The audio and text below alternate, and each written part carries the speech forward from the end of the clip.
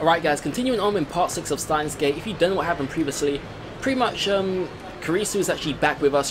Some sort of element of time travel did play its part. We thought she was dead, she's back with us, and that's pretty much all that's happened between last episode and right now, so I guess we'll just continue on. I was at university all morning. As I returned to Akaba, the heat is now becoming unbearable. I grabbed an iced coffee at the bakery inside Yodobashi to quench my thirst.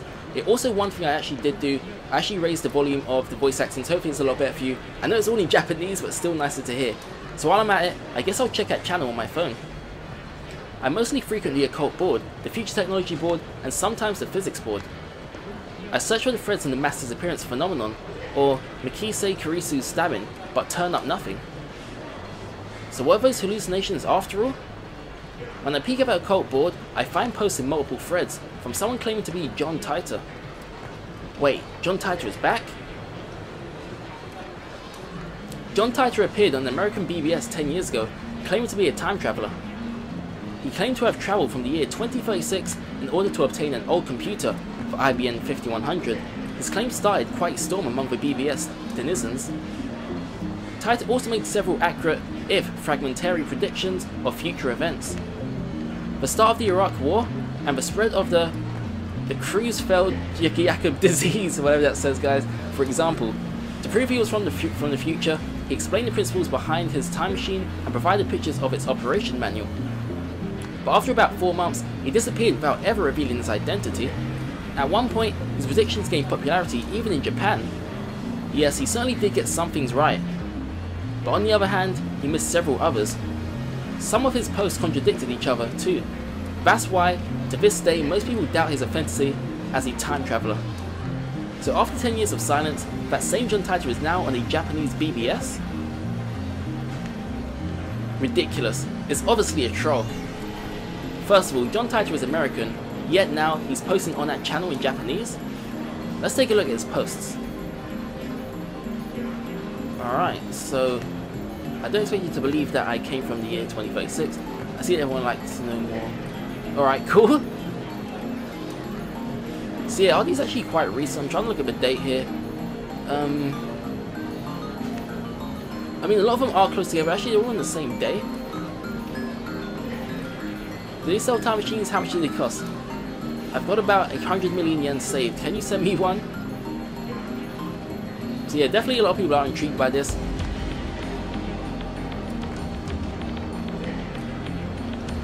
I'm just reading through all this, guys. What's the account? Alright, cool. I'm not sure if it's like essential to read, but I thought I may as well go through it anyway. Okay, someone's starting to get a bit feisty online here. The online trolls, they call them. But I came here to change my present, in other words, your future. My mission is to destroy CERN. Alright, cool. What's a dystopia? I was wondering myself. Alright, cool.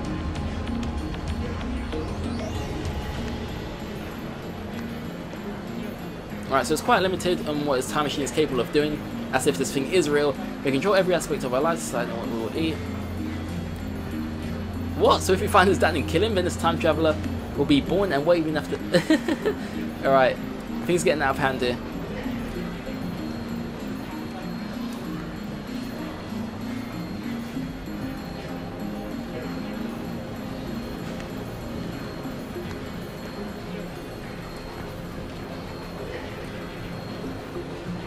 Alright, cool. Infinite number of rivers flowing in parallel. Along the way, they are constantly branching out into new world lines. This is called divergence. For example, whether or not you post on this message board has practically no effect on this world line's divergence. Alright, cool. Looks like they've already made an archive on these threads. Of course, there have been sites dedicated to John Titor for years now. This post closely resembles what the original Titor wrote 10 years ago. I've read one of the books on Titor. That's how I know. This new John Titor is clearly an imposter. There are many Titor fanatics on that channel. He's not exactly a household name in Japan, but I doubt anyone would fall for this level of trolling. As I continue to read, however, I find a response from the opposite of what I expected. Everyone is accepting this time traveller as if this were his first appearance. Nobody has even mentioned his appearance 10 years ago. find them is strange. I try posting a report, but everyone ignores me. What the hell? You can figure this out if you do a little research, people. There's the original John Titor thread archived in English, and plenty of Titor blogs in Japanese. I entered John Titor's name in a search engine. 12 matches. Wait, only 12? Moreover, all 12 are about the current Titor's postings on that channel. I can't find a single trace of the Titor from 10 years ago. Bizarre, this just can't be. I searched for information on Titor a few years ago. Back then, I got tens of thousands of hits. Is this search engine filtered? I tried searching on another site just to make sure, but it gives the same result. What is this madness?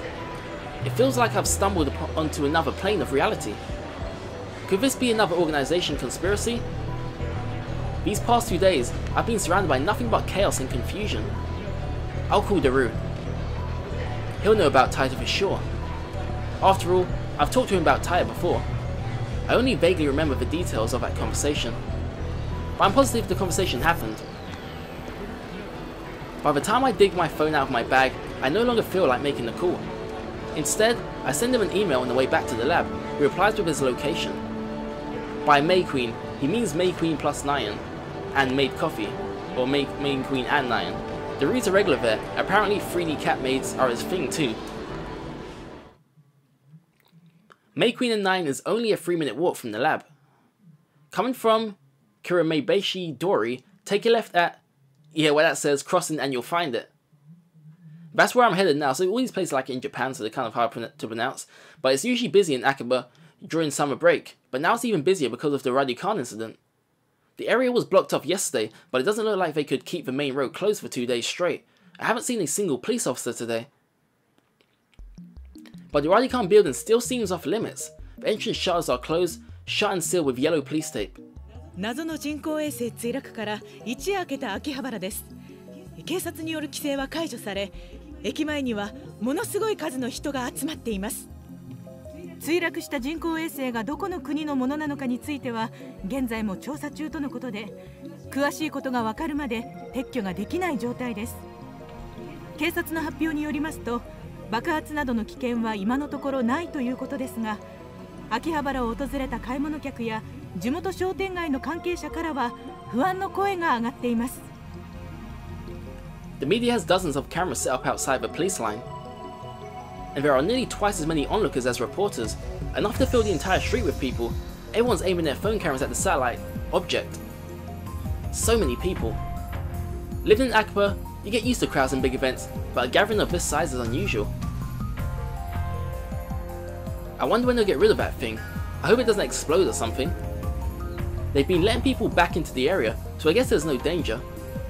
Still, considering its unknown origin, I'm surprised there isn't more security.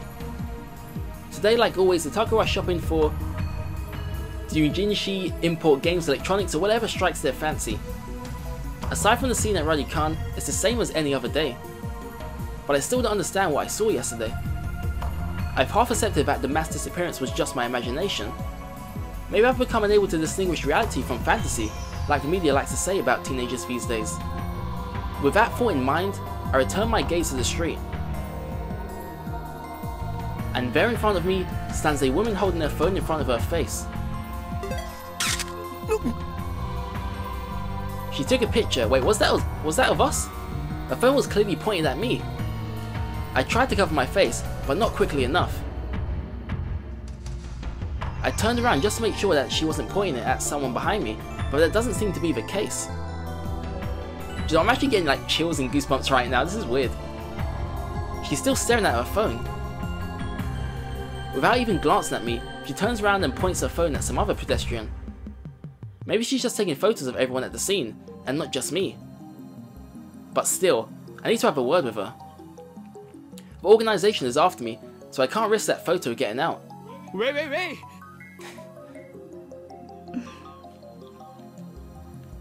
She doesn't turn around. Is she so engrossed in her photography that she doesn't even notice me? Or did she not catch my magnificent native level English? ちょっとそこで携帯カメラを使っているあなた待ってください She turns back, finally noticing me. And of course her phone turns with her.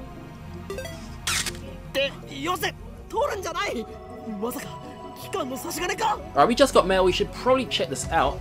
Daru, this is the latest one. I'm at May Queen, what's going on? Oh, we actually got a trophy for that. So you can actually pull this phone out at certain points in the game. I don't know if it was required for us to do it now, but we did so anyway. And if we can send a reply, that would be awesome. Alright, these are just a few mails I actually forgot to check out. Outgoing mailbox, we sent one. This is the one we sent earlier. Oh, we got another trophy. Sweet. And I was going to check this out. Open the address book. Phone wave. I'm going to call Daru if that's possible. Alright, it's actually not possible to call anyone. Change various sends, change wallpaper, blah blah blah. We'll continue on. Alright, no pictures. Are you with the organization? She completely ignores my objection. And then she goes back to looking at her phone.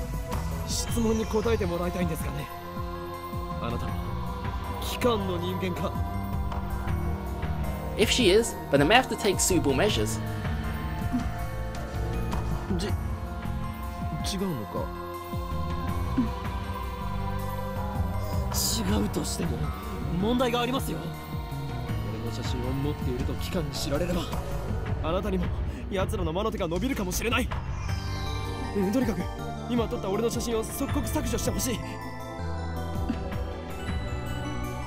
Is she even listening? Or at least she spoke. Wow, she finally speaks. Just a whisper, but it's something.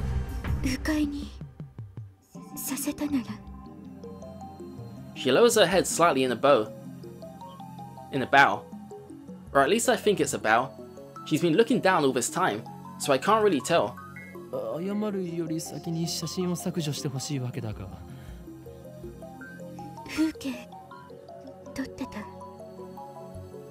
Her fingers dance across her phone's keys with impressive speed, exactly the opposite of her analogy slow speech pattern. Annoyingly slow. Sorry guys. The scenery? You're a tourist? Or is she the one of the people who came to see the satellite? In that case, why did she take a picture of me? She shakes her head without looking at me.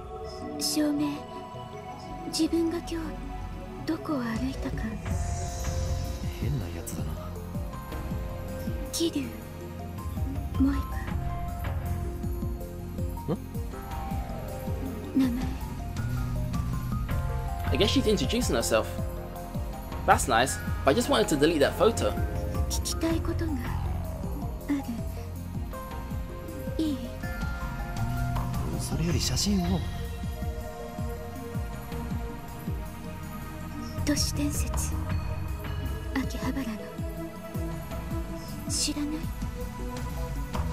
An urban legend? What is she talking about? Don't tell me. There is a brilliant but insane mad scientist said to be lurking in Akihabara. And now, that brilliant but insane mad scientist is the target of every assassin in the underworld.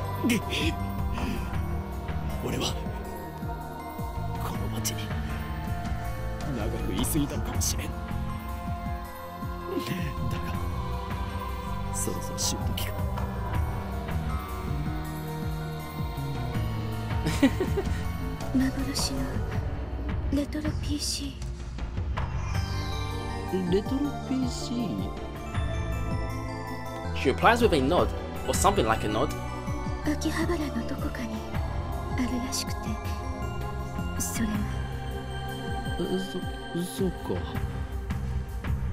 Nothing about a mad scientist.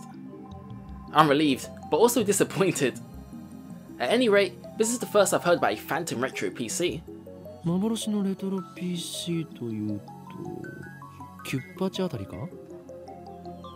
That's the first model that comes to mind. But are 98s really that hard to find? She shakes her head slightly, or something like a shake.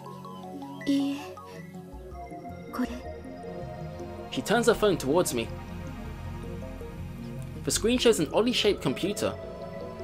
It's hard to tell since the picture's monochrome, but it looks like some kind of PC. It looks kind of familiar. An IBM 5100. Yeah. Her fingers twitch. I think. 見たことはない。名前を知ってるぐらいだ。Coincidence? No. これもシュタインズゲートの選択かもしれない。詳しい人知らない？ダルンならば詳しく知っているかもな。そいつは俺のマイフェイバリットライトアームであるスーパーハッカーでな。MI6 の中枢にすらハッキングできる実力の持ち主なのだ。The MI6 part is a slight exaggeration. If that ever did happen, Men in Black would break down our door and take us away. But the super hacker part is true. The depth of his computer knowledge is uncanny. Speaking of Daru, I'm supposed to meet him at Maid Queen and Nyan. I don't have time to stand and chat with some crazy lady I don't know. では俺はオンラインメディアスクラムのほどほど。I tried to make a smooth exit, one-liner and everything, but she grabs my sleeve before I can disappear into the crowd. 何をする？メルアド教えて。何が狙いだ？スーパーハッカーの。I guess she wants to hear Daru's story. It's my fault for mentioning him. Well, I'm meeting up with Daru, so why don't I just take her along? No, wait a second. This could be a devious trap. Maybe she's really a spy sent to kidnap Daru. I'm defenseless without him. My only other ally is Miyori, who skills him out to costume design. 断る。今ダルを失うわけにはいかん。I slip past her and start walking faster. I think he's losing his mind right now. He glances back. She's following me. I pick up the pace, but she's still chasing me.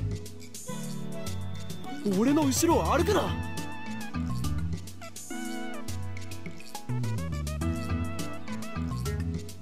On the screen is the picture of me that she took. ゲーまだ削除していなかったのか？教えてくれたら削除する。この俺を脅すとは。貴様、何者だ？ I attempt to glare her into submission, but her eyes are already lowered. My glare is ineffective. 私は She hesitates for a second. アークディライトのバイト。なんだそれは。ヘンプロ秋葉原に。Oh, she's from an editorial company. Kind of explains the glasses and that look he's got. One of those companies that writes articles for magazines. Is this gloomy lady really fit for that kind of work? 貴様、俺の写真を無断で記事にするつもりだな。The mad scientist of Akaba, unveiled. I can see the headlines now. That's all the organization will need to turn Akaba into a sea of blood. No, I must avoid that gruesome outcome at all costs. I have no choice. 交換条件に乗ろう。 At any rate, as long as she has that photo, I have no way of knowing how it might be used. I pull up my email address and show it to her. Looking back and forth from my phone to hers, she enters my info with terrifying speed. そうか。この女、能力者か。I dub her power, shining finger, her magical thumb types cursed emails at 255 characters per minute. Whoever receives one dies. She's done typing my address. It took all of 5 seconds. 名前はおーいん今日も。マッドサイエンティストだ。どう書くの？フェニックスの鳳凰に陰、そして凶悪なる真実。は？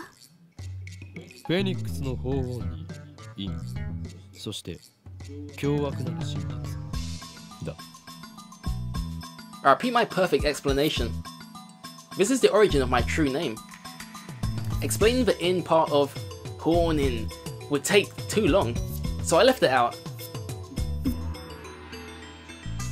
She enters my name without her head tilted to the side. こう。なんだこれは、ふざけるな。俺のマナをバカにするつもりか。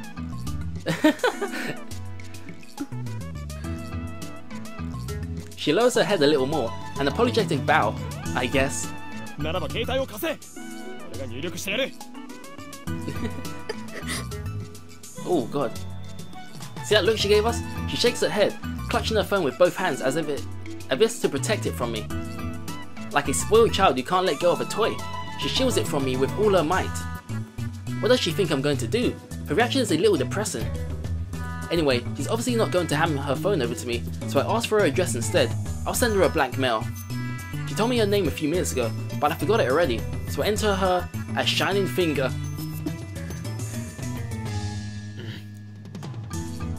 What am I doing standing here in the middle of the street? Let's hurry up and send her a blank email. I don't need to type anything. It's just to give her my name. I already put her name in my contacts, just send a blank email to Shining Finger. Alright, let's do this. Shining Finger. She frowns while looking at her phone. And then she glances my way back. I can feel those eyes clearly saying, hurry up. But I'm hesitant. I'm not sure if it's a good idea to give her my true name. But regardless of how long I hesitate, I don't think that she let me go until I send her the email. I think they actually messed up the dialogue here. I don't think that she will let me go. Yeah, I think that's actually been messed up. But anyway, she sure is persistent. Looks like I have no choice but to send the email. We exchange a few words, and then I get away from her as fast as I can. Alright, cool. Well, thank goodness that's over. I open the door to the Maid Queen and Neon Maid Cafe, and two familiar cat-eared girls greet me with smiles.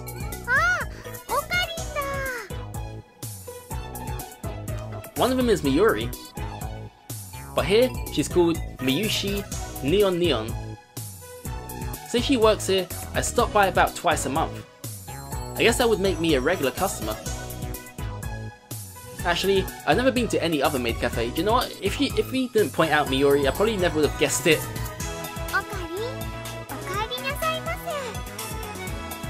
After bowing again, Miyuri grasps as if she thought of something.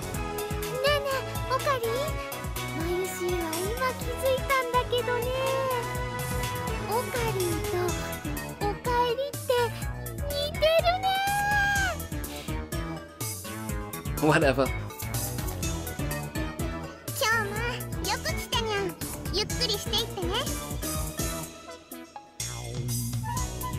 The other maid who came to greet me, Faris Neon Neon, the professional name of course, hits me with her trademark combo attack of cute cat-like gestures. She's Maid Queen and Neon's most popular maid. Even though she and Miyuri are about the same age, she looks and acts a bit younger.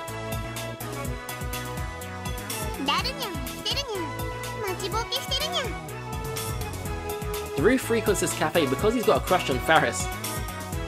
He often reads her public blog by muttering, "Faris, Yuri's so cute," to himself. He's got it real bad. I keep telling him to choose either 3D, 2D or 3D, but he doesn't listen.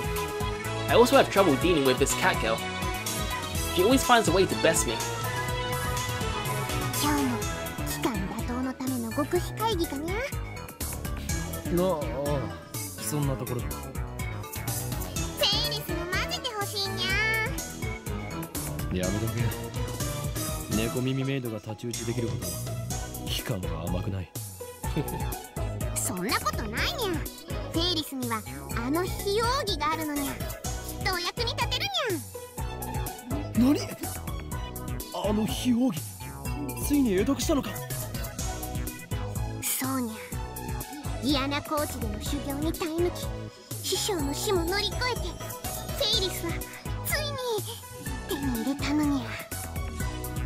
What mentor?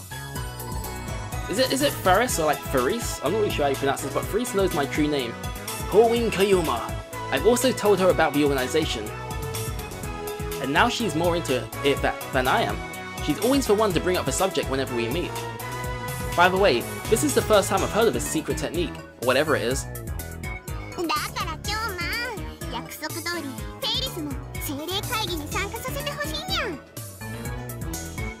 She's not letting it go. It will take 30 minutes if I play along with her.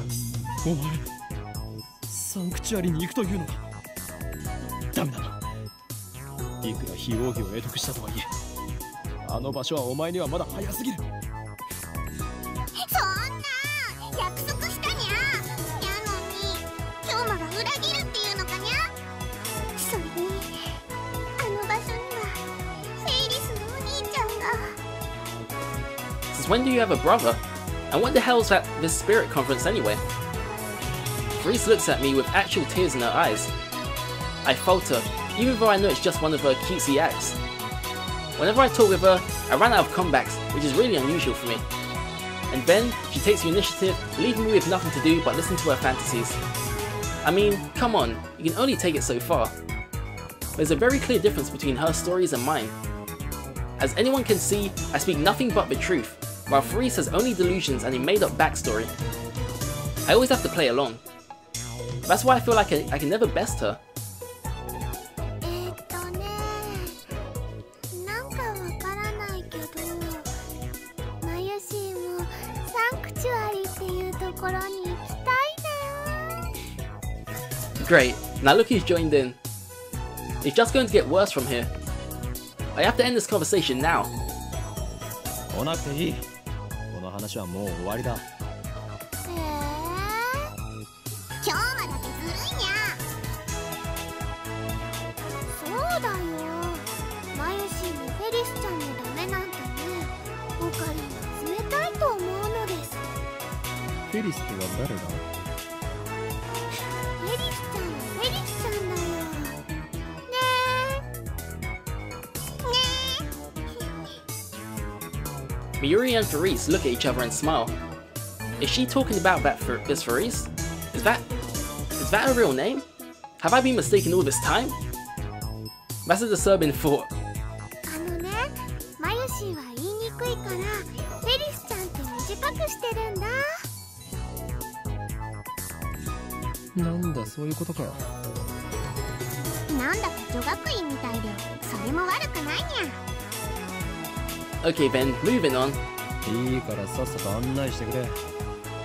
俺はいつまでここに立っていればいいんだ。ごめんなさいにゃ。ご主人様、ご案内にゃ。マユシ、ご案内よろしくにゃにゃ。任せてにゃにゃ。 If you hadn't noticed, the cat-eared maids here at Maid Queen and Neon are required to add cat sounds, neos and neons, to their words with some frequency. Miyuri takes my hand and leads me inside. Apparently, Miyushi Neon is the only one who leads customers by the hand like this. It probably comes naturally to her. She doesn't even realize the effect it has on her customers, and that's why she's second to Faris in popularity at this maid cafe. She guides me to the Rue's table. The table is about 60% full. Among Akiba's maid cafes, Maid Queen and Neon's popularity is solid, but not booming. Considering what Faris and the others are wearing, it's more like a cosplay cafe than a maid cafe. Furthermore, the cat ears and neon dialect makes it less accessible to low-level attacker at first-timers. On the other hand, those same cat ears are a topic of heated debate among die-hard maid cafe fans. Maids don't have cat ears. Cat ears and maid equals 2xmo. These two viewpoints clash. This place is one of the older maid cafes in Akihabara, but it doesn't get much media exposure. Maybe that's what makes it more comfortable than most. At least, that's what Daru says. It talks about this stuff so much that it's being burned into my synthesis. And guys, we're going to wrap things up here. In the next video, we will speak to Daru and see what all the fuss is about. Hopefully you did enjoy this one. It was pretty cool. I'm really enjoying the game so far, and if you guys are too, please be sure to give one of these. It really does help. A nice thumbs up, and I'll see you all in the next video. See ya!